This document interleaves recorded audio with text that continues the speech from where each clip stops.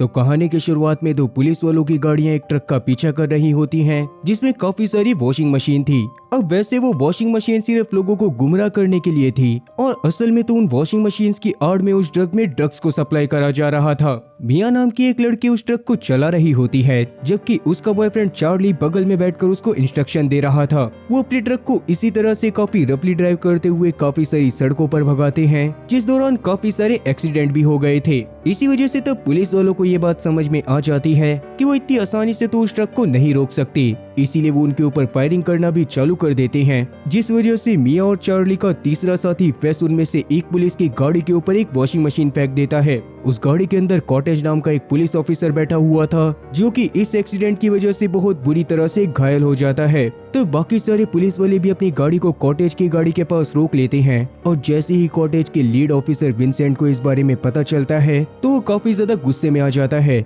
अब वो किसी भी हालत में चार्ली और मिया को पकड़ना चाहता था। दूसरी तरफ वॉकर नाम का एक बंदा काफी सारे ड्रग्स के पास बैठा हुआ होता है और उनके ऊपर वो पेट्रोल छिड़क कर उनके ऊपर आग लगाने वाला था। असल में पहले के टाइम पर वो एक बहुत ज्यादा करप्ट पुलिस ऑफिसर हुआ करता था, जो कि पहले अपने 4 साथियों के साथ नारकोटिक्स डिपार्टमेंट में ही काम करा करता था और जब भी उसे ड्रग्स मिला करते थे तो वो किसी तरह से उन ड्रग्स को सरकार के खजाने में से चुराने के बाद उन्हें अपने साथियों के साथ मिलकर बेच दिया करता था। पर अभी कुछ समय पहले जब वो अपने साथियों के साथ ये काम करने के लिए जाता है तो वो धोखे से एक पुलिस ऑफिसर को बहुत बुरी तरह से घायल कर देता है और बाद में वो पुलिस वाला मारा जाता है। इसी वजह से वो काफी ज्यादा गिल्ट में आ गया था और उसने नारकोटिक डिपार्टमेंट से रिजाइन करने के बाद नॉर्मल पुलिस की जॉब पकड़ ली थी। पर उसके बावजूद वो इतना ज्यादा गिल्ट में था कि वो पिछले साल अपनी फैमिली से भी अलग हो गया था और अभी अपनी लाइफ से वो इस बुरे काम को जड़ से खत्म करना चाहता था। इसीलिए अभी वो सारे ड्रग्स के ऊपर आग लगा देता है और तुरंत ही वहाँ पर से एक स्टोर में चला जाता है। अब क्योंकि जल्दी ही क्रिसमस आने वाला था, इसीलिए वॉकर अपनी बेटी को गिफ्ट देना चाहता है।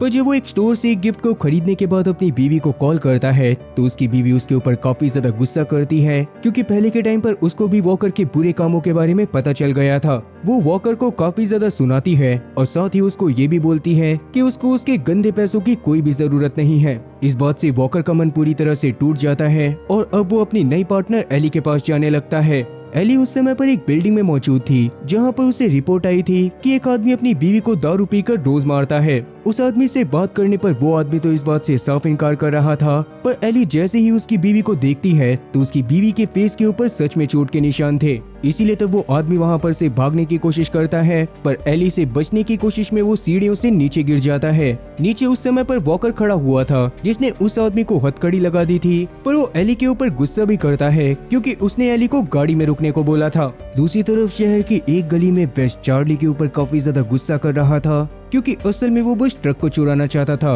उसका कोई भी इरादा नहीं था कि वो किसी पुलिस वाले को जान से मार दे। पर चार्ली उसको शांत करवाते हुए समझाता है कि अगर पुलिस वाले उन तक कभी भी पहुंचेंगे तो वो सारा इल्जाम अपने ऊपर ले लेगा, और वैसे भी उन लोगों ने इस ड्रग वाले ट्रक को बस इसी वजह से चुराया था ताकि वो लोग मिया के कर्जे को उतार सके। मिया असल में पहले एक मामूली चोर हुआ करती थी और जब वो एक टाइम पर सुई नाम के एक चाइनीज गैंगस्टर की गाड़ी चुरा रही थी तो उस समय पर सुई ने उसे पकड़ लिया था और काफी सारे पैसों की मांग करी थी। तो वेस्ट तो उस समय पर गाड़ी में ही रुकता है और मिया और चार्ली वहाँ पर से पास के एक रेस्टोरेंट में चले जाते हैं। वहाँ पर उनकी मुलाकात सुई के राइट हैंड मैन चिंग से होती है, जो कि उन्हें अपने साथ रेस्टोरेंट के अंदर सुई के पास ले जाता है और उस दौरान चार्ली और मिया चुपचाप उन लोगों को वो ड्रग वाले बैग हैंड ओवर कर देते हैं। पर तभी अचानक से उस क्लब के बाहर पर एक गाड़ी आकर रुकती है, जिसको देखने के बाद वेस्ट मिया को सावधान रहने के लिए कॉल करता है। पर तभी अचानक से उस गाड़ी में से 3 लोग निकलकर उस रेस्टोरेंट के अंदर घुस जाते हैं। चैंग को उस टाइम पर किसी का मैसेज आया था, इसीलिए वो भी तुरंत ही उस रेस्टोरेंट के बाहर आ गया था। पर उतने में ही उन तीनों लोगों ने उस रेस्टोरेंट के अंदर जाकर अंधाधुंध फायर करना चालू कर दिया था। उस दौरान वहाँ पर सुई के लगभग सारे के सारे लोग मारे जाते हैं, पर जैसे तैसे चार्ली और मिया वहाँ से निकलने में कामयाब हो जाते हैं। वहीं अभी वॉकर अभी जब एली के साथ रोड पर गाड़ी चला रहा था तो उस समय पर वो एली से काफी ज्यादा रूडली बात कर रहा था। पर तभी अचानक से उन लोगों को उस रेस्टोरेंट में हुई शूट आउट के बारे में पता चलता है और वॉकर तुरंत ही एली के साथ वहां पर पहुंच जाता है। वहां जाने के बाद उसे कई लाशों का ढेर दिखाई दिया था और अंदर जाने के बाद वॉकर प्रॉपर्ली उस सीन को इमेजिन करने लगता है कि इस रेस्टोरेंट के अंदर शूट आउट किस तरह से हुआ होगा। वो अपने एक्सपीरियंस की वजह से हर एक चीज को परफेक्टली सोच पा रहा था, पर तभी अचानक से उसके पास एक पुलिस वाला आकर उसको कॉटेज की हालत के बारे में बताता है। उसके बारे में जानने के बाद वॉकर काफी ज्यादा परेशान हो गया था, क्योंकि पहले के टाइम पर नारकोटिक्स डिपार्टमेंट में कॉटेज उसका काफी ज्यादा अच्छा दोस्त था और इसीलिए वॉकर जल्दी से जल्दी यहाँ की चीजों को निपटाकर हॉस्पिटल जाना चाहता था। एली तब उसको शूट आउट के दौरान की सीसीटीवी फुटेज दिखाती है, जिस दौरान वो चार्ली को उस फुटेज में देखने के बाद काफी ज्यादा शॉक होता है, क्योंकि वो चार्ली को बहुत अच्छे से जानता था।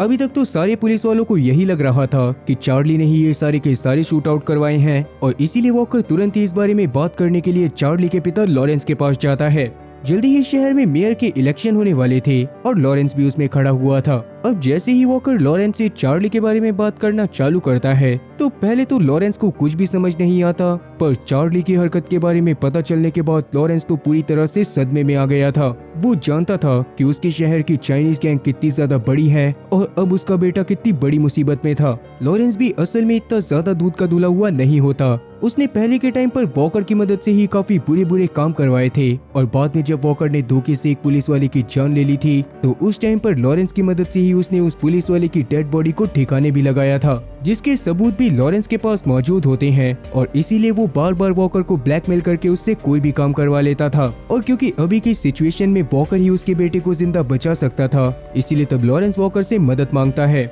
जिस पर शुरुआत में तो वॉकर ने साफ इनकार कर दिया था, पर बाद में वो लॉरेंस की मदद करने के लिए इस शर्त पर मानता है कि वो किसी तरह से चार्ली को सेफली बचाकर लॉरेंस के पास ले आएगा, और बदले में लॉरेंस उसके पास मौजूद वॉकर के खिलाफ के सारे सबूत डिलीट करके उसको कभी भी कांटेक्ट नहीं करेगा। लॉरेंस भी तब अपने बेटे की जान बचाने के लिए इस शर्त पर मान जाता है, और वॉकर भी वहाँ पर से तुरंत ही चार्ली को ढूंढने को निकल जाता है। वहीं सुई की माँ क्लैरिस को जब उसकी मौत के बारे में पता चलता है, तो वो तुरंत ही चाइना में से अमेरिका में आ जाती है, और उसके आते ही चाइनीज गैंग का पूरा माहौल एकदम से चेंज हो गया था। चिंग असल में क्लैरिस का ही भाई होता है, पर अभी वो अपने भाई से कोई भी बात नहीं करती, और अपने बेटे की डेड बॉडी को देखने के बाद काफी ज्यादा गुस्से में आ जाती है। उसने गुस्से में चिंग के 2 साथियों को तुरंत ही शूट करके वहीं पे जान से मार दिया था, और अब वो चिंग को भी धमकी देती है कि या तो वो उसके बेटे के कातिलों को ढूंढ कर लाए, वरना वो उसको भी जान से मार देगी। वहीं वॉकर अभी एक एशियन डॉक्टर के पास पहुंच जाता है, जो कि हमले के टाइम पर उस रेस्टोरेंट में मौजूद रेस्टोरेंट के डोरमैन का इलाज कर रहा था,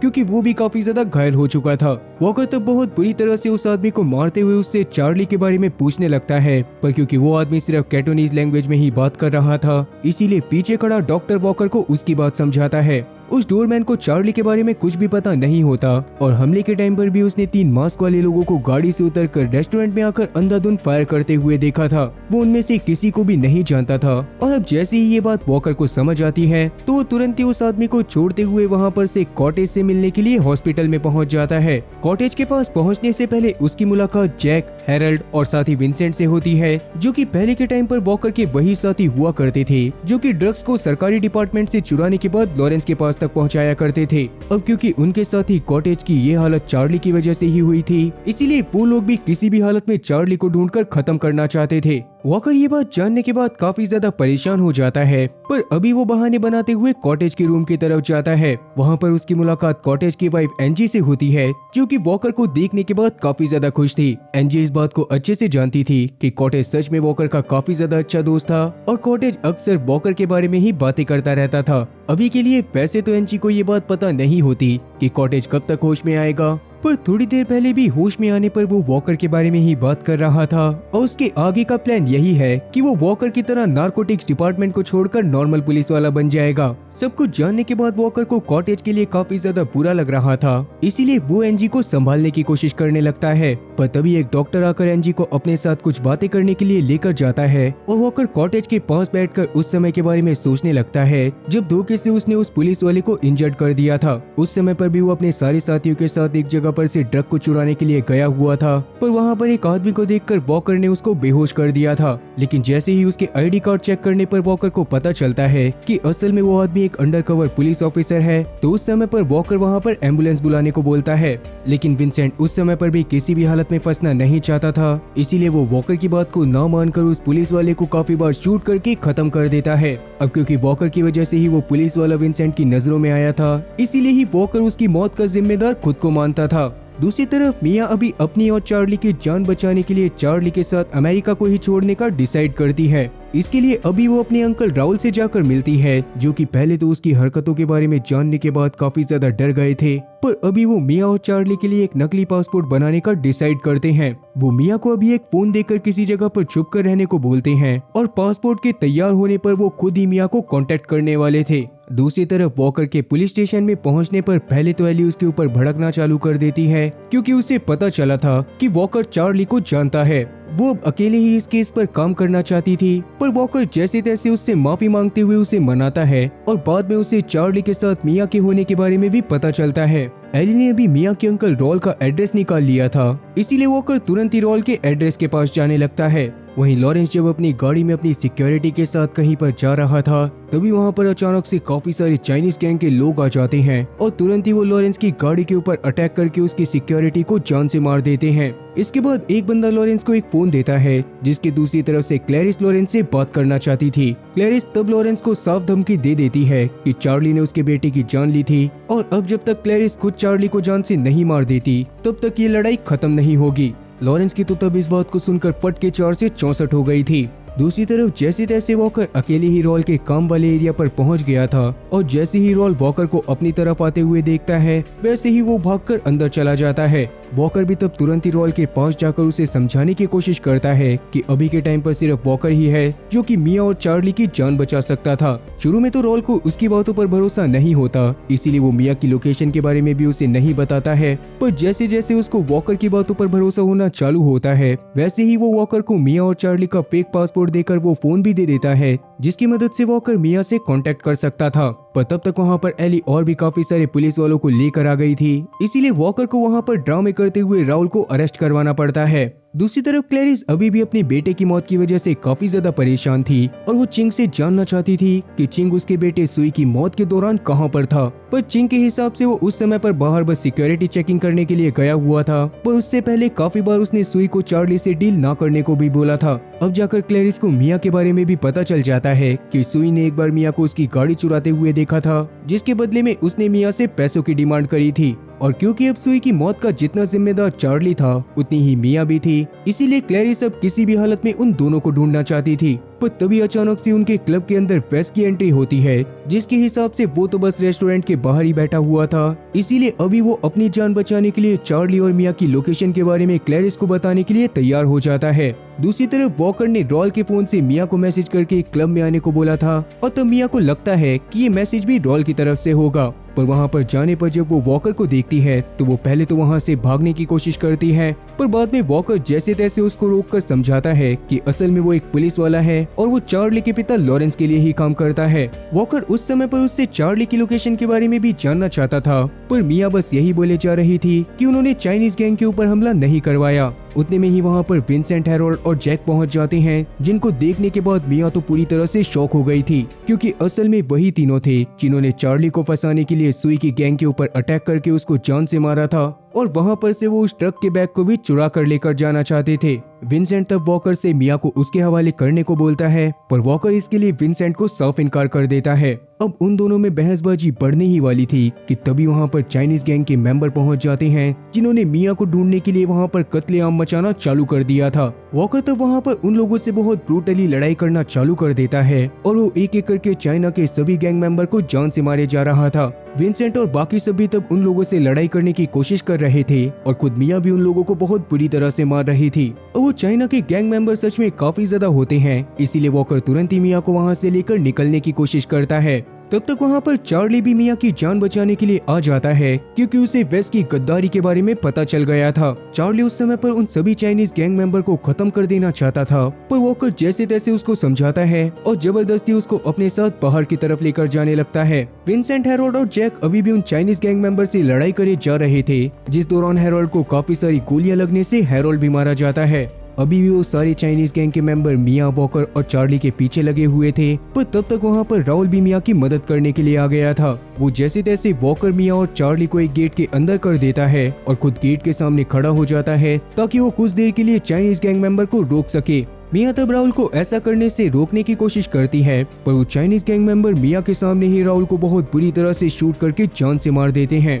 उस समय पर वॉकर जैसे तैसे चार्ली और मिया को बचाते हुए बाहर अपनी गाड़ी में बैठाता है पर बाहर तब तक काफी सारे पुलिस वाले आ गए थे जिन्होंने चाइनीज गैंग वालों के ऊपर हमला करना चालू कर दिया था और उस दौरान वेस्ट भी मारा जाता है। दूसरी तरफ रास्ते में वॉकर तुरंत ही एली के पास कॉल करके उसको बता देता है कि ये सारी की सारी हरकतें जैक, हैरोल्ड और विंसेंट की वजह से हुई थी और अभी उसे किसी भी हालत में कॉटेज की भी जान बचानी पड़ेगी। एली भी तब उसको हैरोल्ड की मौत के बारे में बताती है और वो वॉकर को इस बार इतना ज्यादा सीरियस देखकर तुरंत ही कॉटेज की जान बचाने के लिए हॉस्पिटल की तरफ जाने लगती है। दूसरी तरफ चिंग अभी कॉटेज को खत्म करने के लिए हॉस्पिटल में ही आया था, पर तभी अचानक से उसके पास विंसेंट का कॉल आता है और तब जाकर ये चीज रिवील होती है कि विंसेंट ने अपने साथियों के साथ चिंग के कहने पर ही सुई के अड्डे के ऊपर अटैक करा था। वो चिंग ही था जो कि चाहता था कि सुई को जान से मार दिया जाए और इसीलिए शूट आउट चालू होने से पहले उसके पास खबर आ गई थी और वो चुपचाप सेफली रेस्टोरेंट के बाहर निकल गया था। असल में उसके हिसाब से चाइनीज गैंग का लीडर क्लैरिस के बाद उसको होना चाहिए था, ना कि सुई को,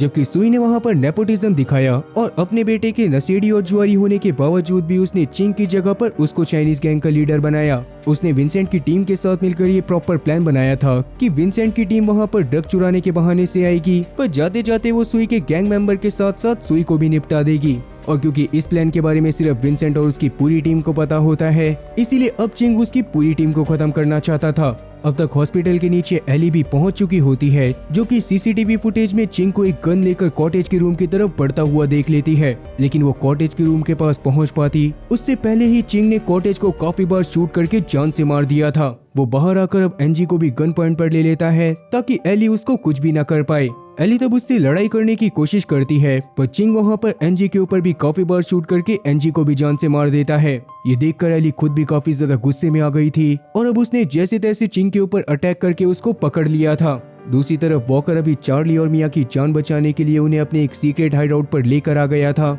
जहां पर पहुंचते ही वो तुरंत ही लॉरेंस को कॉल करके उस जगह की लोकेशन के बारे में बता देता है ताकि लॉरेंस वहां पर आने के बाद चार्ली को लेकर चला जाए और बदले में वॉकर के पास मौजूद सारे सबूत अपने पास में से डिलीट कर दे। लेकिन ये असल में काफी बड़ा झोलमाल हो गया था। लॉरेंस असल में खुद क्लैरिस के ही कब्जे में था और अभी क्लैरिस को चार्ली की लोकेशन के बारे में भी पता चल गया होता है, इसलिए वो तुरंत ही सबसे पहले तो लॉरेंस को एक गाड़ी में बिठाती है और अपने बाकी सारे साथियों के साथ चार्ली और मिया को खत्म करने के लिए उस सीक्रेट हाइडआउट वाली लोकेशन पर जाने लगती है। एली अभी काफी बार वॉकर को कॉल कर रही थी, पर वॉकर अभी उसके कॉल का कोई भी जवाब नहीं देता, इसीलिए एली तब सबसे पहले तो उसकी बीवी के अपार्टमेंट में चली जाती है, जहां पर वॉकर की बीवी से बात करके एली को एक सीक्रेट कैबिन के बारे में पता चलता है, जो कि पहले के टाइम पर वॉकर के पिता का हुआ करता था और वॉकर अभी के टाइम पर अक्सर वहां पर जाता रहता था। एली तब अभी के लिए चिंग की मदद से विंसेंट और जैक को अपने पास बुलाती है और जैसे ही विंसेंट और जैक बताई गई लोकेशन पर ड्रग के बैग के साथ चिंग के पास आते हैं, वैसे ही एली पीछे से निकलकर उन दोनों को गन पॉइंट पर ले लेती है।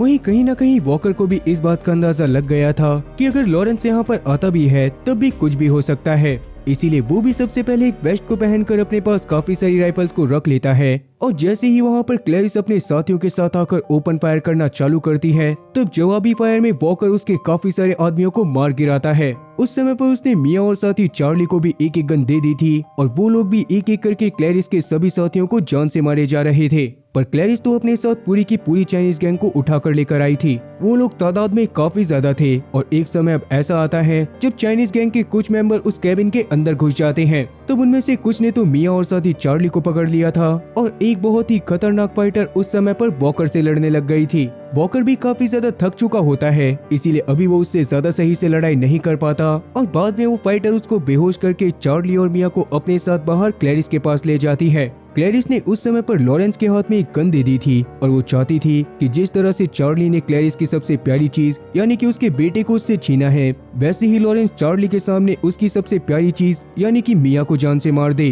तो मजबूरन लॉरेंस ने मिया के ऊपर गन पॉइंट भी कर लिया था, पर चार्ली वहाँ पर उससे चिल्ला चिल्ला कर बोल रहा होता है कि वो मिया को जान से ना मारे। पर तब तक वहाँ पर एली पहुँच जाती है, जो कि चिंग, विंसेंट और जैक को अपने साथ लेकर आई थी। उसने तब क्लैरिस को विंसेंट और चिंग के सारे प्लान के बारे में बता दिया था और चिंग ने भी क्लैरिस के सामने सब कुछ कबूल कर लिया था। ये सारी बातें जानने के बाद क्लैरिस को काफी ज्यादा गुस्सा आता है और चिंग को जान से मारने वाली होती है, पर उसी समय पर अचानक से जैक ने एली के ऊपर अटैक करके उसकी गन को छीन लिया था और अभी के लिए वो चार्ली को जान से मारने वाला था। पर तब चार्ली के सामने लॉरेंस आ जाता है और लॉरेंस को तब काफी सारी गोलियां लगने से उसकी वहीं पर मौत हो जाती है। चिंग ने भी तब तक एक गन को छीनकर तुरंत ही क्लैरिस को शूट कर दिया था, पर अगले ही पल विंसेंट वहां पर एक गन को लेकर चिंग को भी शूट करके जान से मार देता है। अब तक वॉकर भी होश में आ गया था, जिसने अपने पास मौजूद एक राइफल की मदद से बाहर मौजूद लोगों पर अंधाधुंध फायर करना चालू कर दिया था। उस दौरान जैक एक बार वापस से चार्ली को जान से मारने की कोशिश करता है, पर चार्ली वहां पर एक गन को उठाकर उल्टा जैक को ही जान से मार देता है।